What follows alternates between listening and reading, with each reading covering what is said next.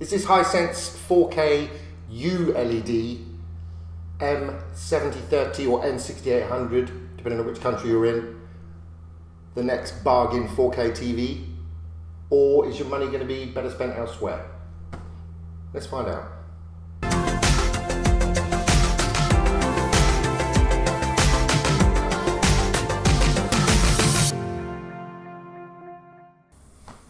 Okay, so this TV uses ULED, not the OLED that most people know about. So the OLED uses an organic pixel which can turn on and turn off whenever it wants. So all those pixels can turn off, all those pixels can turn on, or they can turn off and on individually. And what that gives you is a super bright and super dark TV all at the same time. So blacks will be perfectly black, whites will be perfectly white. Okay? Now, ULED from Hisense, they've sort of tried to jump on the bandwagon there, I think. So ULED is a regular LCD pixel. ULED is actually combining 4 of their technologies. Color. So what ULED will be doing is displaying up to a 90% color gamut. Local dimming. So instead of having the individual pixels that can turn off, they use local dimming to achieve a similar but not as good effect. So local dimming can turn off different patches or turn on different patches depending on what's actually playing at the time. So a nighttime scene where there's, for example, a lamppost, the lamppost section will be on and the background will be off. So still retaining some shadows and detail, but retaining the blacks and the whites as well. The third thing is resolution, but obviously most TVs these days are going to be 4K. So they bundle that one in with the color and the local dimming. Fourth one is motion. So they use ultra smooth motion to eliminate any blur. Now on this TV there is a bit of blur. When you do, there's lots of different options for smooth motion, from 24p for the films, going up to ultra smooth motion, which does its job. It smooths everything out, but it does give you that soap opera effect, which I hate. I don't know about you, but it just makes everything look fake and plastic. So in my view, I always turn the ultra smooth motion completely off. You do get a bit of blur, but you're getting a more realistic picture. So that said, ULED, although is not a new technology, it's a combination of 4 existing technologies, is a technology which will give you a better picture. They combine all 4 of those and call it ULED. It's not OLED, don't get confused, it's ULED. That's why it's a lot cheaper than an OLED screen. So the specs of this one: 4K, obviously. It's edge lit, so on my particular example, you do actually get, if the TV is not showing an image, but it's still on, you will see a slight bit of clouding on the top and the bottom. It doesn't interfere when you are watching any footage though, so that's pretty good. It's 450 nits of brightness, so not the brightest out there. Most TVs now are reaching up to 1000 and even higher to get that real bright screen. For the HDR. But 450 is reasonable, it's fairly average, but it does give you a decent level of brightness to really make those images pop. Response time on this TV is 8 milliseconds. Now that is pretty good if you're into your gaming. I plugged the PS4 into it, beautiful picture, beautiful gaming, and minimal lag. So 8 milliseconds is pretty good for a TV of this size and a TV of this price. I mentioned smooth motion before. This TV can do smooth motion up to 240 Hertz. I believe the panel is a 60 Hertz panel. It's not 120 Hertz. So it's basically quadrupling and then making that ultra smooth, but with a soap opera effect, which no one really likes, do they? Come on, no one likes that. So the sound, it has a system called DBXT. It doesn't really do a lot, to be quite honest. It's supposed to give you surround sound, which I've always found anything that claims surround sound doesn't really give you that much of a surround sound effect. It maybe widens the audio a little bit, but it never throws it around the back. It never throws it up the top, which it claims. So it's, to me, the sound is great. It's not gonna, break any glasses when you're blasting out some bass, if you do that on a TV. I don't. But it's pretty good sound. For the thinness of the TV, it's pretty good. Okay, moving on to the remote control. It's a fairly basic looking remote control, pretty old school style. They've added a bit of silver trim to give it some sort of premium effect. Doesn't really make it premium, but it looks nice all the same. On the back, 2 AAA batteries there. And on the front, you've got all your necessary buttons, but like I say, there's nothing too fancy. It's not a real sort of simple remote to control. You've got your dedicated Netflix button, you've got your dedicated YouTube button. This is for your apps. And then moving over to media, this is for your USB, if you've got a USB plugged in, or a network storage device, or your PVR, because it can be used as a PVR. So if you attach a hard disk to it, you can pause, record and rewind your live TV. That's what these buttons are for here, to control your PVR. Coloured buttons, never really any use on a remote control these days, mainly used for sort of old school teletext, which is not exactly exciting anymore. The main center console here will have your exit, your back. This one up here is for your settings, so that's to get into the main settings menu for the TV. And then around here you've got your up, down, left, right and OK to select. So if you go too far into a menu, you can just go back one, back one, back one, or you can just exit completely out of it. If you want to get to your main screen where your apps are, and you can add input devices there as well, you've got your big home key there, so the little house. Other simple functionality, you've got your mute, volume up and down, channel up and down. Okay, so numbers up here, including the EPG, Electronic Program Guide. So that's obviously for your digital television. And then moving up to the top, we've got live TV. So if you're on certain channels, inputs, click that, you get back to live TV. Picture mode. So you can select the cinema mode, sport mode, football mode, game mode. Got various modes which I'll show you in the review. And sound mode as well. Simple adjustment to your sound mode to get that cinema effect, nighttime viewing, and a couple of other options there. Input button to the top right, which will show you your current active inputs. So you can select one of those, and then obviously power to turn the TV off or to turn the TV on. Now it's not the most exciting remote, as I say. It's functional more than fancy. It's not like your beautiful to use little Samsung ones, and the LG Magic Remote is also a stunning remote control to use with their virtual air mouse. But it does the job, and it's a lot more responsive than previous Hisense remotes, so that's a win for me. And that's the remote.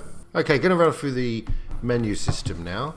Okay, so your standard settings are pretty much sorted there. You can apply any settings you change to current source or all sources. Contrast, brightness, you've got your color saturation, backlight, and then after backlight you go into the advanced picture settings. If you click on that, you will go into a lot more detail about what's available. So various things: sharpness, adaptive contrast, color temperature, ultra smooth. So adaptive contrast automatically darken areas, oh, excuse the focus, and lighten areas. So you see more detail. I normally leave that on medium. It gives a nice effect. Color temperature standard. A lot of people like to go warm to give a more natural effect. Excuse the focus again. Then we move on to ultra smooth motion. That for me is completely off. I don't really like any of the other options here. You can adjust it to your own settings using the custom mode. What is wrong with my focus? What is wrong? I've no idea. Anyway, so and then you can adjust it for clear, standard, smooth, and like I said before this, it gives a bit of a false picture. Nothing seems too real that's going on. Moving down, you go to local dimming, which doesn't seem to have any effect whatsoever. So I just leave that on medium. It doesn't really make a difference if you're off, low or high, so it doesn't matter what one you have it on, just choose one. Noise reduction medium, nothing to say about that really. What is wrong with his focus? And then you go into expert settings. Now expert settings have a color tuner, white balance, black level, gamma adjustment and RGB mode only. So the color tuner will obviously change your RGB settings. The black level, as you can see, you can adjust the HDMI signal to be more suitable for the content, auto, normal or boost. Just stick it on to auto and it'll do the business. Now the white balance up there, the second one there, that has a 2-point or 10-point white balance adjustment. And then coming back out, you can restore everything to factory defaults and start again if you've gone too far and got a bit confused. Okay, so if we move along to sound, you've got again a few preset options: standard, theatre, music, speech and late night. I leave it as standard. Music sort of is, well, supposed to be for music, but it doesn't exactly do a great job. Speech is good if you've got a bit of a hearing problem and you can't really hear what people are saying. It sort of amplifies their speech and sort of dulls the background music, or background ambiance. So there we go. That's and late night. That's if you want to watch something, it will still try and give you the best sound with a low volume. So that's quite nice. Total Sonics is supposed to improve the bass and widen the. It does okay. It doesn't give you a complete wow factor that I like to see. Total volume is the classic, where it just, if an advert's too loud, it will just, try to equalize all the sound so it's the same volume. And Total Surround, a psychoacoustic processing places sounds behind, beside, and above the viewer. No, it doesn't. Speakers, you can choose which speakers you want. If you've got it connected to a system with a optical out, and then advanced audio settings will give you a graphic equalizer, a lip sync delay. Well, the advanced options will give you, there's the graphic equalizer. And then we'll move on audio type for the visually impaired or normal. So normal unless you are visually impaired. And then restore the default audio settings completely. Going down to network, pretty basic. Network configuration, you can set it to wireless or you can set it to the Ethernet cable that you have connected. So wired or wireless connection. Channel is obviously for searching channels, and system gives you your location.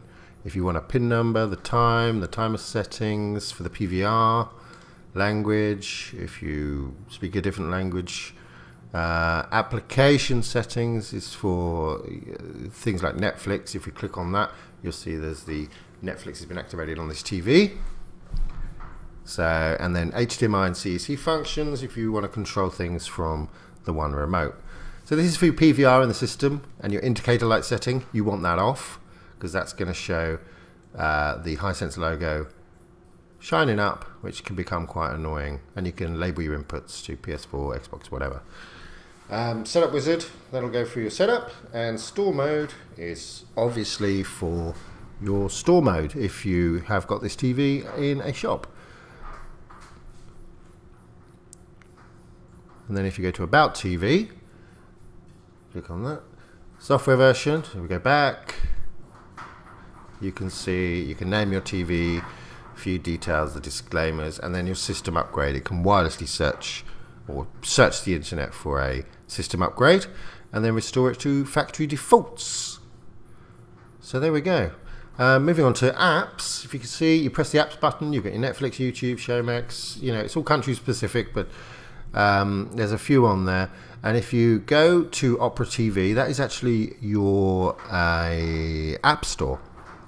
So if we wait for that to load, here we go, nearly there.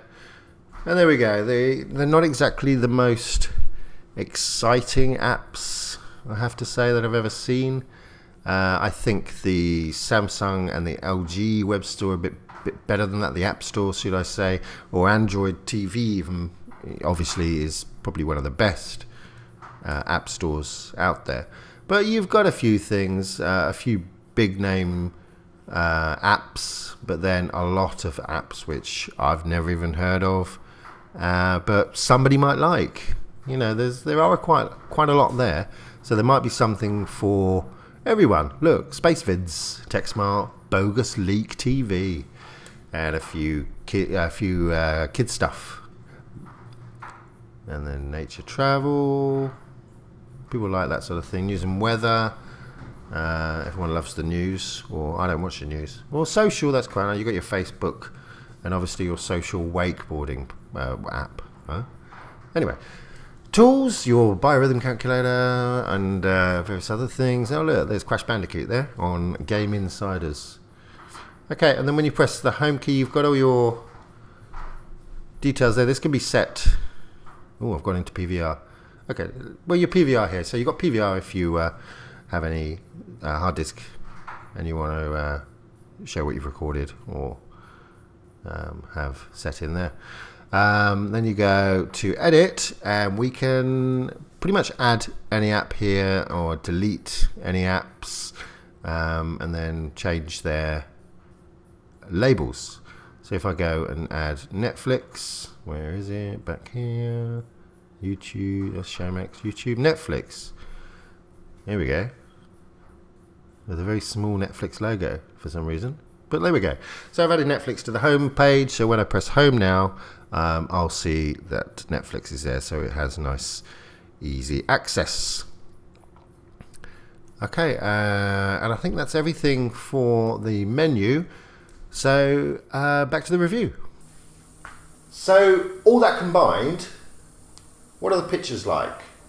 What is it like as an overall 65-inch 4K HDR plus, sorry. It's ULED with HDR plus. So you get the hybrid log gamma and HDR10. Does it give you a great picture? Well, yeah. If you look at the 4K images here, I know it's difficult when you're watching it through a browser or a different resolution device, but the 4K images are absolutely fantastic. The detail is there, the colors are super poppy, if that's even a word, but they're super poppy. I'm gonna go with that. And they look great. And if any TV is as good as the footage you're going to feed it, really. So if you feed it beep, it will supply you beep. But if you feed it a decent 4K image off an SD card or Netflix or Amazon, or if you have another 4K provider, then it's fantastic. Motion is a little bit iffy now and again, but you know, it's a bargain 65-inch 4K TV, so what can you expect? So is it worth it? I'm going to say yes. If you want the biggest screen, best bang for your buck, then I'm going to say this is a pretty good choice. But if you want a better picture, better control in terms of apps and picture controls, then I'm probably going to say an LG or a Sony will, you know, get you that little bit higher. You may have to drop down a screen size maybe to a 55 at the same price, but you'll get a better picture quality and better functionality. But if it's the big screen you're after, then yeah, go with this. Well, there you have it. That's my review. Brief overview of the Hisense M7030, or N6800 as it's known in other countries. Let me know what you think. If you like the TV, let me know in the comments below. If you have any thoughts, questions, again, comments below. If you like my video, then please hit subscribe and the bell icon down below, and that'll let you know when I've uploaded new videos for you to enjoy. Thanks.